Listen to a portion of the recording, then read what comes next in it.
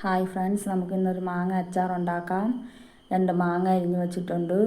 6 അല്ലി വെളുത്തുള്ളി ചെറുതായിട്ട് അരിഞ്ഞ് വെച്ചിട്ടുണ്ട്. ഒരു ചെറിയ കഷ്ണം ഇഞ്ചിയും ചെറുതായിട്ട് അരിഞ്ഞ് വെച്ചിട്ടുണ്ട്. കായപ്പൊടി, ഉപ്പ്, മുളക് പൊടി, വെളിച്ചെണ്ണ ഇത്ര എടുത്ത് വെച്ചിട്ടുണ്ട്.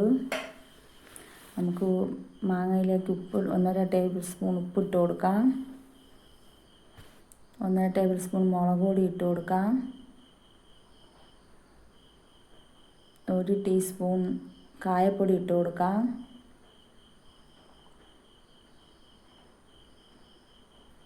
ഇതൊക്കെ നമ്മൾ നന്നായിട്ട് മിക്സ് ചെയ്ത് 1 മണിക്കൂർ റെസ്റ്റ് ചെയ്യാൻ വയ്ക്കാം.